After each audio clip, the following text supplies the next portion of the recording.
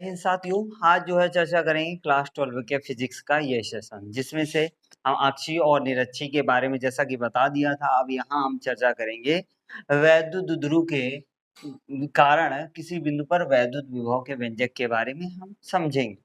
तो सारी बातें डिटेल में समझनी है और हमें जो है पढ़ाई कंटिन्यू करती रहनी है। पढ़ाई ही वो जरिया है जिससे इस नर्क से बाहर निकल सकते हो, अन्यथा निकलने का कोई भी तरीका नहीं है। तो इसलिए यदि गरीबी में जी रहे हो या मिडिल क्लास में जी रहे हो तो कोशिश करो कि आगे कुछ जो है कर पाए। ठीक है, तो भैया ज्यादा संदेश ना देते हुए हम अपने सेशन पर चलेंगे। तो यहाँ पर हम बात करेंगे, यहाँ पर हम थ्योरी की बात करेंगे। तो थ्योरी क्या होगी? माना कोई बिंदु ए है जिस पर माइनस क्यू आवेश रखा हुआ है। बिंदु ए से 2l मीटर की दूरी पर 2l मीटर की दूरी पर स्थिर बिंदु बी है जिस पर प्लस क्यू आवेश रखा हुआ है। बिंदु बी से l मीटर की दूरी पर स्थिर बिंदु ओ है। बिंदु ओ से r मीटर की दूरी पर स्थिर बिंदु पी है, जहां पर हमें वैद्युत विभव ज्ञात करना है। बिंदु पी पर वैद्युत विभव ज्ञात करना है, ये हमें निकालना है। तो कुछ बेसिक बातें हमें समझना है। तो बेसिक बातें हैं क्या, तो इसको भी समझ लेते हैं। अर्थात कहने का मतलब ये है, ये जो लंबाई होगी, ये लंबाई इस लंबाई के बराबर होगी और ये लंबाई इस लंबाई के बराबर होगी। कहने का मतलब क्या होगा भैया?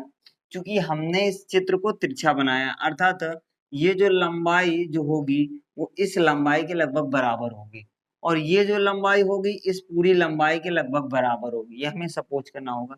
ठीक है, तो यहाँ पर ये लंबाई इस लंबाई के बराबर है और ये लंबाई इस लंबाई यहाँ से लेकर यहाँ तक के बराबर है। अर्थात यहाँ पर लिख देते हैं, तो थ्योरी लिख लोगे, उसके बाद लिखना है क्या भैया? ये पी बी जो बराबर होगा वो किसकी बराबर होगा, लिख देते हैं। तो पी बी बराबर किसके? और पीसी के। ठीक है, और और और जो ये एपी होगा वो किसके बराबर होगा? पीडी के बराबर होगा। किसके? पीडी के बराबर होगा। इतनी बात क्लियर हुई कि नहीं क्लियर हुई? यहाँ तक बात क्लियर हुई कि नहीं क्लियर हुई? अब देखो हम इसको तोड़ तोड़ कर लिखते हैं। यदि तोड़ तोड़ कर हम लिखें तो हम क्या लिख सकते हैं भैया? ध्यान देना, यदि यार हम क्या, हमें निकालना है ये वाली लेंथ, ये लंबाई निकालनी है। कितनी? ये वाली लंबाई निकालनी है। तो निकालने के लिए तरीका क्या है? तो निकालने के लिए तरीका देखना, ध्यान देना। यहाँ से यहाँ, और ये एक नॉर्मल है, इसे बोलेंगे नॉर्मल, अभिलंब खींचा गया है। तो यदि यार हमें पीबी निकालना है, सबसे पहले हम पीबी की निकाले। तो पीबी अभी हमने बताया पीसी के बराबर है। अब पीसी जो बना है, ध्यान देना, पीसी जो बना है, यदि यार हम ऐसा करें, क्योंकि सारी चीजें हमें यहाँ से बिंदु ओ से लेनी पड़ेंगी, अर्थात सारी लंबाइयां ओ से। जैसे हमने बताया था कि दर्पण पर, जैसे हमने दर्पण में पढ़ाया था, दर्पण पर सभी दूरियां किसके किसके किसके अकॉर्डिंग मापी जाती थी? ध्रुव के अकॉर्डिंग, यानी पोल के अकॉर्डिंग मापी जाती थी, पोल से मापी जाती थी। उसी प्रकार इसमें भी यहाँ से मेजर करेंगे। तो हम इसे, ध्यान देना, हम इसे पीसी पीसी पीसी को तोड़ो भैया। तो पीसी को यदि यार हम ऐसे लिख दें, पी ओ, ठीक है, ध्यान देना, पी ओ माइनस ओसी, ऐसे लिख दे तो कोई दिक्कत? समझ रहे फिर से? यदि यार हम पीसी, इस पीसी को यही निकालना है, इतना पीसी, तो यदि यार इसे पीओ माइनस ओसी लिख दे तो क्या इतनी दूरी नहीं निकल आएगी? वही तो होगा। तो हम यहाँ पर लिख देते हैं कितनी भैया? तो यहाँ पर लिख देते हैं पीओ माइनस ओसी। ध्यान देना, कुछ बातों का ध्यान देना। यहाँ पर पीओ कितना है, ध्यान देना, पी ओ, ये पूरी लंबाई कितनी है? तो इस पूरे भाग की लंबाई कितनी है भैया? देखो ध्यान दो, यहां से यहां तक की दूरी कितनी है? आर। कितनी है? आर। तो यहां पर लिख देते हैं आर माइनस ओ सी। ओ सी ध्यान देना, ये ओ सी है। अब यहां पर एंगल क्या बन रहा है? यहाँ पर थीटा एंगल बन रहा है। इस थीटा एंगल के अकॉर्डिंग ये जो लेंथ होगी, ये लेंथ तो हमें पता है कि कितनी है, एल है। तो इस थीटा के अकॉर्डिंग, यहाँ पर थीटा के अकॉर्डिंग एल कॉस थीटा बनेगा। क्या बनेगा? L cos theta. अर्थात यहाँ पर क्या लिख सकते हैं? L cos theta, L cos theta. इतनी बात क्लियर हुई कि नहीं क्लियर? अर्थात ये वाला जो एंगल होगा, ये यहाँ का जो भाग होगा, उसकी लंबाई कितनी होगी? L cos theta.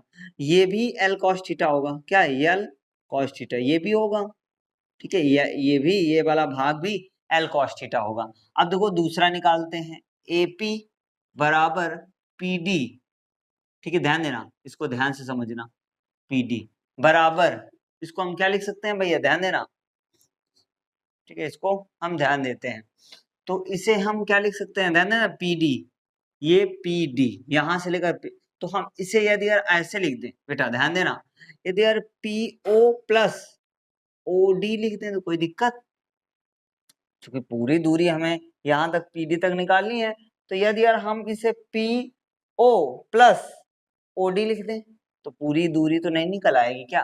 तो इसे हम क्या लिख सकते हैं? पी ओ प्लस, ध्यान देना, ओ डी। इतनी बात क्लियर हुई कि नहीं क्लियर हुई? यहाँ तक बात सबको क्लियर हुई? यहाँ तक क्लियर हो गई? ठीक है, तो इतनी बात क्लियर हुई। अब देखो ध्यान देना, पी ओ को क्या लिख सकते हो? पी से ओ तक की दूरी अभी बताया था आर, प्लस यहां से यहां तक की दूरी भैया अभी बताया ओडी। ये जो लंबाई थी इस लंबाई के बराबर थी। तो यहाँ पर क्या लिख सकते हैं? L cos theta, L cos theta. इतनी बात क्लियर हुई? क्लियर हो गई कि नहीं क्लियर हो गई? ठीक है, तो इतनी बात सबको क्लियर हो गई होगी। ठीक है, अब देखो यहाँ पर चूंकि प्लस क्यू आवेश के कारण, प्लस क्यू आवेश के कारण बिंदु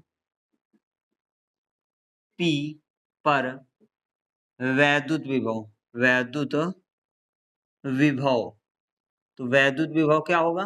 ध्यान देना, तो V1 is equal to 1/4 pi epsilon naught Q upon, ध्यान देना भैया, Q upon R, Q upon R। ध्यान देना, यहां से यहां तक की दूरी कितनी निकाली? अर्थात ये वाली जितनी दूरी होगी उतनी ही ये होगी। तो हमने अभी निकाली है, कितनी निकाली है? देखो, बी यानी टी बी निकाली है कि नहीं निकाली है? कितनी निकाली है? इतनी निकाली है। तो हम रख देते हैं, क्या हो जाएगा? L minus sorry, R minus L cos theta, R minus L cos theta. ठीक है, इतना लिख दिया।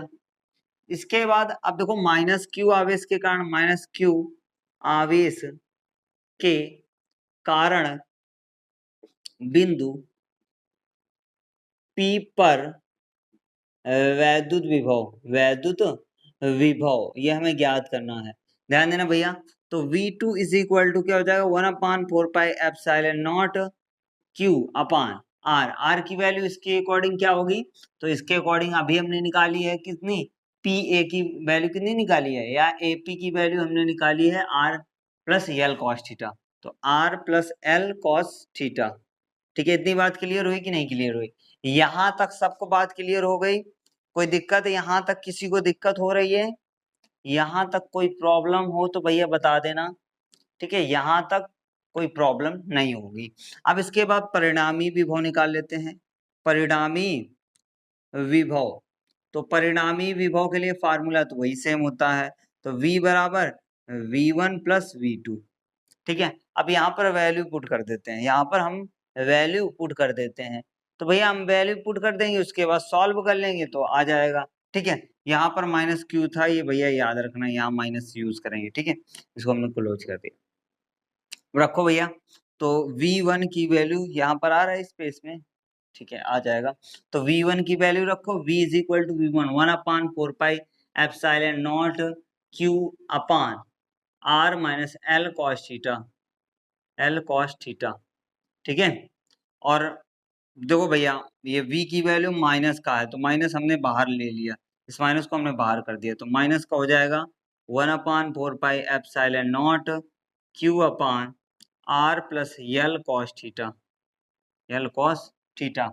इतनी बात क्लियर हुई। अब इन दोनों में कॉमन क्या आ रहा है, ठीक है, तो कॉमन जो है यहीं पर ले लेते हैं, आ जाएगा, स्पेस हमें लग रहा, ठीक है, स्पेस है ना, नहीं है सॉरी, तो यहाँ पर लिख देते हैं, ठीक है, कॉमन यहाँ ले लेते हैं, ठीक है, तो कॉमन लेंगे भैया, तो v बराबर 1/4πε0, ठीक है, और क्यू भी कॉमन आ रहा है, क्या क्यू भी कॉमन आ रहा है, तो बचेगा क्या, यहाँ पर बचेगा 1/r minus L cos theta minus R plus L cos theta, R plus L cos theta, ठीक है, ये बचेगा।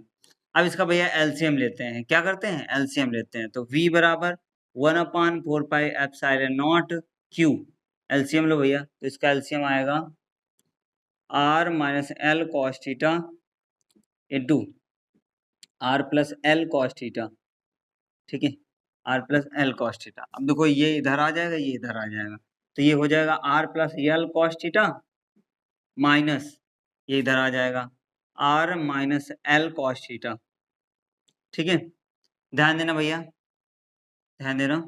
तो यहाँ पर v is equal to 1/4πε0 Q, और यहाँ पर ध्यान देना ये माइनस का अंदर गुणा करा देते हैं, तो ये फार्मूला लिखा है एक कोष्टक में a प्लस बी, एक कोष्टक में a माइनस बी, तो ये होता है a square minus B square, यानी r का स्क्वायर माइनस l का स्क्वायर कॉस का स्क्वायर, ठीक है, कॉस स्क्वायर का थीटा, ये हो गया हमारा, ठीक है, ऊपर वाला माइनस का अंदर गुणा करा देते हैं, प्लस का l cos theta minus r और प्लस l कॉस थीटा, ये भैया ये प्लस का ये माइनस का हो जाएगा, ये माइनस का ये प्लस का हो जाएगा, तो इतना ही सॉल्विंग हमने कर ली। अब देखो कुछ कट रहा है, r से r कैंसिल हो रहा है, ये दोनों जुड़ जाएंगे, तो यहाँ पर v बराबर बचेगा 1/4πε0 क्यू, और यहाँ पर बचेगा l cos theta plus l cos theta, 2l cos theta आ जाएगा, 2l cos theta upon R square minus L square cos square theta. इतनी बात सबको क्लियर हो गई कि नहीं क्लियर हो गई, यहाँ तक आ रही है इमेज सारी, सभी को यहाँ तक इमेज आया नहीं आया, है ना, तो भैया इस बात को हम ऊपर लिख देते हैं, ठीक है, क्योंकि इस बात को हम ऊपर लिख देते हैं, ठीक है, तो यहाँ पर क्या हो जाएगा भैया,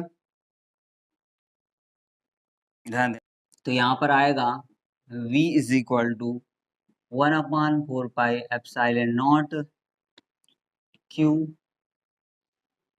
ब्रैकेट में बचेगा l cos theta, l cos theta, 2l cos theta, 2l cos theta upon R square minus L square, R square minus L square cos square theta, ठीक है, इतनी बात सबको क्लियर हुई कि नहीं क्लियर हुई, यहाँ तक बात सबको क्लियर हो गई, यहाँ तक क्लियर है सबको, ठीक है, सबको क्लियर हो गई होगी बात यहाँ तक, ठीक है, तो यहाँ पर भैया ध्यान देना v इज इक्वल टू 1/4πε0, इसको हम क्या लिख सकते हैं, 2ql, क्या लिख सकते हैं, 2ql cos थीटा, q को यहाँ मल्टीप्लाई करा दिया, यहाँ पर रख दिया, upon R square minus L square cos square theta, इतना हमने करा दिया, ठीक है, इतनी बात सबको क्लियर हुई।